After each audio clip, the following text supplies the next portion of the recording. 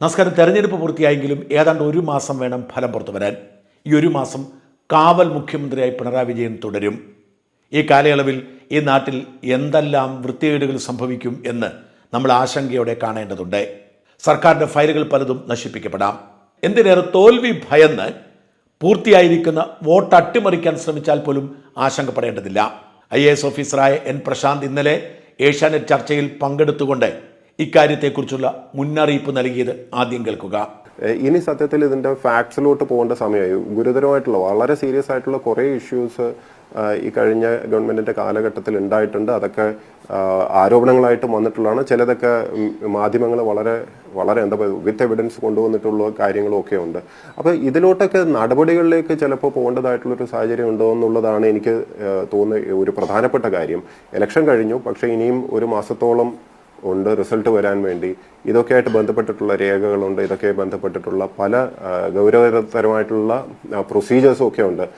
ഈ നമ്മളെ സർക്കാർ സംവിധാനം നമുക്ക് അറിയാവുന്നതുകൊണ്ട് പറയാന്ന് വെച്ച് കഴിഞ്ഞാൽ ഷോർട്ട് സർക്യൂട്ടോ അത്തരത്തിലുള്ള പ്രശ്നങ്ങളൊന്നും ഉണ്ടാവാതെ നോക്കുക എന്നുള്ളതാണ്.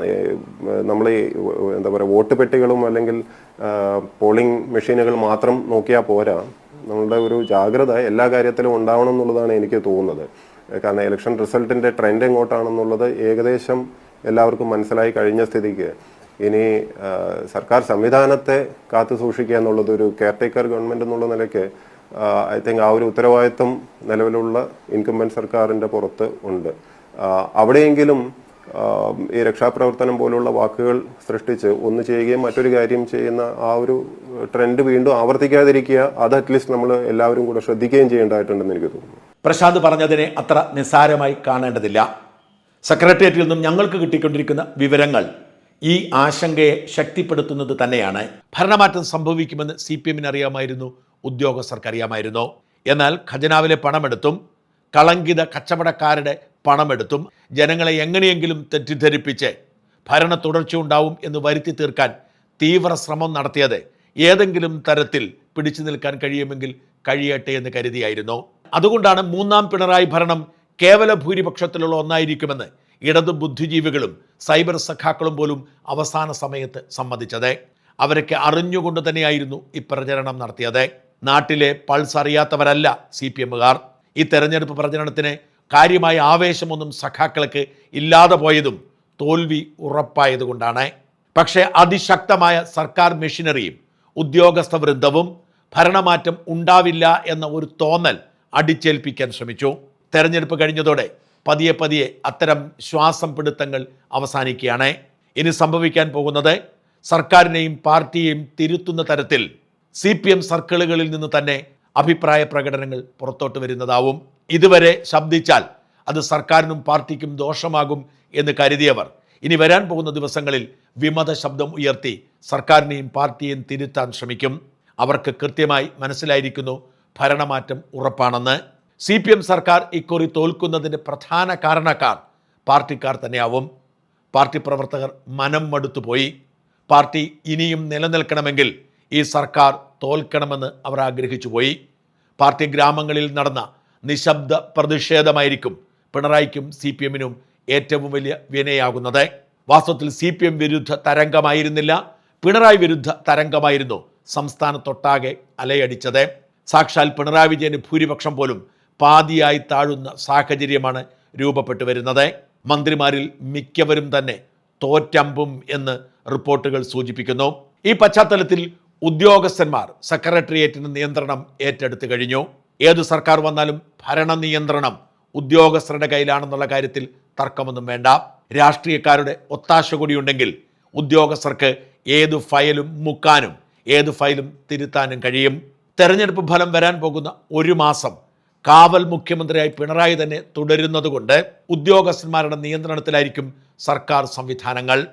സർക്കാരിനെ നിയന്ത്രിക്കുന്ന ചീഫ് സെക്രട്ടറി ഡോക്ടർ ജയതിലകും റിട്ടയർ ചെയ്തിട്ടും ഇരട്ടി ശമ്പളത്തോടുകൂടി സർക്കാരിനെ സേവിക്കുന്ന KIIFB CEO doctor KM എബ്രാഹവും മന്ത്രിമാരടക്കമുള്ള CPM നേതാക്കളെയും അവർക്കൊത്താശ പാടിയ കളങ്കിതരായ ഉദ്യോഗസ്ഥരെയും രക്ഷിക്കാനുള്ള നീക്കം ആരംഭിച്ചു കഴിഞ്ഞു. ഫയലുകൾ മുക്കുകയാണ് അതിലേറ്റവും പ്രധാനപ്പെട്ടത്. ഈ സർക്കാർ വഴിവിട്ട് അനുവദിച്ച ഫയലുകൾ, ഈ സർക്കാരിലെ ഉദ്യോഗസ്ഥന്മാർ നിയമവിരുദ്ധമായി ഒപ്പിട്ട ഫയലുകൾ, ഇവയൊക്കെ മുക്കാനുള്ള നീക്കമാണ് നടക്കുന്നത്. അതിൻ്റെ ഭാഗമായി ഈ ദിവസങ്ങളിൽ സർക്കാരിൻ്റെ ഈ ഓഫീസ് ക്ലോസ് ചെയ്യുന്നു എന്ന റിപ്പോർട്ട് സെക്രട്ടേറിയറ്റിൽ നിന്നും ഔദ്യോഗികമായി തന്നെ സ്ഥിരീകരിക്കാൻ കഴിയും. ഈ വരുന്ന 4 ദിവസങ്ങൾ, അതായത് തെരഞ്ഞെടുപ്പിന് ശേഷമുള്ള 4 ദിവസങ്ങൾ, 11, 12, 14, 15 തീയതികൾ അവധി ദിവസങ്ങളാണ്. 11-ാം തീയതി സെക്കൻഡ് സാറ്റർഡേയും, 12-ാം തീയതി സൺഡേയും, 14-ാം തീയതി അംബേദ്കർ ജയന്തിയും, 15-ാം തീയതി വിഷുവുമാണ്. ആകപ്പാടെ 13 മാത്രമാണ് ഇതിനിടയിൽ വർക്കിംഗ് ഡേ ഉള്ളത്. ഈ 5 ദിവസങ്ങളിൽ 2 ദിവസമെങ്കിലും മെയിൻ്റനൻസ് എന്ന പേരിൽ ഈ ഓഫീസ് അടച്ചുപൂട്ടുമെന്ന് സെക്രട്ടേറിയറ്റ് വൃത്തങ്ങൾ സൂചന നൽകുന്നു. ഈ ഓഫീസ് തുറന്നിരിക്കുമ്പോൾ തന്നെ ഫയൽ മോഷ്ടിക്കാൻ വിരുദ്ധുള്ള ചീഫ് സെക്രട്ടറിയാണ് ഇവിടെയുള്ളതെന്ന് ഓർക്കണം. ഇപ്പോൾ തന്നെ പല ഈ ഫയലുകളും നിയമവിരുദ്ധമായി ആക്സസ് ചെയ്ത് ഡൗൺലോഡ് ചെയ്തു എന്നതിൻ്റെ പേരിൽ ചീഫ് സെക്രട്ടറി ഡോക്ടർ ജയതിനെതിരെ പരാതിയുണ്ട്. അതുകൊണ്ട് തന്നെ ഈ ഓഫീസ് അടച്ചുപൂട്ടി മിക്ക ഫയലുകളും ഡൗൺലോഡ് ചെയ്യാനും അവയിൽ മാറ്റം വരുത്താനുമുള്ള തിരക്കിട്ടുള്ള നീക്കം നടക്കുന്നു എന്നാണ് റിപ്പോർട്ടുകൾ. പ്രധാനപ്പെട്ട ഉദ്യോഗസ്ഥർക്കെതിരെയുള്ള അന്വേഷണങ്ങളും പരാതികളുമൊക്കെ എത്രയും വേഗം ക്ലോസ് ചെയ്യുകയാണ് അതിൽ പ്രധാനപ്പെട്ടത്. KM എബ്രാഹിമിനെതിരെയും ജയതിലകിനെതിരെയും മാത്രമല്ല, സർക്കാരിനോട് ചേർന്ന് നിൽക്കുന്ന മിക്ക ഉദ്യോഗസ്ഥർക്കെതിരെയും പരാതികളുണ്ട്. ഡോക്ടർ ഗോപാലകൃഷ്ണൻ എന്ന IAS ഓഫീസർ ഹിന്ദു ഓഫീസർമാരുടെയും മുസ്ലിം ഓഫീസർമാരുടെയും വാട്സാപ്പ് ഗ്രൂപ്പ് ഉണ്ടാക്കിയതിൻ്റെ പേരിൽ അന്വേഷണം നേരിടുകയാണ്. അച്ചടക്ക നടപടിയെ നേരിട്ട് തിരിച്ചു വന്ന ഗോപാലകൃഷ്ണന്റെ ഫയൽ വിളിച്ചു വരുത്തി സർക്കാർ മാറുന്നതിന് മുമ്പ് ക്ലോസ് ചെയ്യാനാണ് ഒരു നീക്കം. ഡോക്ടർ KM എബ്രാഹിമിൻ്റെ വരവിൽ കവിഞ്ഞ സ്വത്ത് സമ്പാദന കേസടക്കം, തൊടുപുഴയിൽ റെഡ് സോണിൽ ആദിവാസി ഭൂമി അനുവദിച്ചതടക്കമുള്ള കേസുകൾ ക്ലോസ് ചെയ്യാൻ തിരക്കിട്ട നീക്കം നടക്കുന്നു. ചീഫ് സെക്രട്ടറി ജയതിലകിനെതിരെ ധാരാളം പരാതികൾ നിലവിലുണ്ട്. ഈ പരാതികളെല്ലാം ക്ലോസ് ചെയ്ത് തടി തപ്പാനുള്ള ധൃതി പിടിച്ചുള്ള നീക്കം നടക്കുകയാണ്. ഇതുമായി ബന്ധപ്പെട്ട റിപ്പോർട്ടുകൾ വിവിധ ഓഫീസുകളിൽ നിന്നും തേടിയിട്ടുണ്ട്. ഇത്തരത്തിൽ റിപ്പോർട്ടുകൾ തേടിയ വിവിധ വകുപ്പുകളിലെ ഉദ്യോഗസ്ഥർ തന്നെയാണ് മറുനാടനോടെ ഈ വിവരം വെളിപ്പെടുത്തിയത്. ഈ ഓഫീസ് അടച്ചിട്ട് ഇവയെല്ലാം ക്ലിയർ ചെയ്ത് അന്വേഷണങ്ങൾ പൂർത്തിയാക്കാനുള്ളതെല്ലാം പൂർത്തിയാക്കി കേസ് ക്ലോസ് ചെയ്ത് തടിയൂരാനാണ് നീക്കം. കോടികളുടെ അഴിമതി നടത്തിയ സർക്കാരിനെ ഒത്താശ ചെയ്ത ഉദ്യോഗസ്ഥർ അവരുടെ മുഖം രക്ഷിക്കാനുള്ള നീക്കം ശക്തിപ്പെടുത്തുന്നു. മറ്റു ഫയലുകൾ തീയിട്ട് നശിപ്പിക്കാൻ പോലും മടിയില്ലാത്തവരാണ് ഇക്കൂട്ടർ എന്നോർക്കണം. ഈ ദിവസങ്ങളിൽ സെക്രട്ടേറിയറ്റിന് സെക്ഷനുകളിൽ തീ പിടിച്ചാലും അത്ഭുതപ്പെടേണ്ടതില്ല. അഴിമതിയുടെ 10 വർഷങ്ങൾ അവസാനിക്കുമ്പോൾ അതിൻ്റെ അവശിഷ്ടങ്ങൾ ബാക്കിയുണ്ടാവാതിരിക്കാൻ സെക്രട്ടേറിയറ്റിൽ തിരക്കിട്ട ശ്രമങ്ങൾ നടക്കുന്നു. നിലവിലുള്ള സർക്കാർ കാവൽ സർക്കാരായി മാറിയതോടെ സർക്കാരിനും ഗുണകരമായ പല അട്ടിമറികളും ഈ ദിവസങ്ങളിൽ അരങ്ങേറുമെന്ന് തീർച്ചയാണ്. തെരഞ്ഞെടുപ്പ് കഴിഞ്ഞ് പ്രതിപക്ഷം എത്തുമ്പോഴേക്കും ഇപ്പോൾ ഉയർത്തിയ ആരോപണങ്ങളുടെ അടിസ്ഥാനമായ പല ഫയലുകളും മുങ്ങിക്കഴിഞ്ഞിരിക്കും.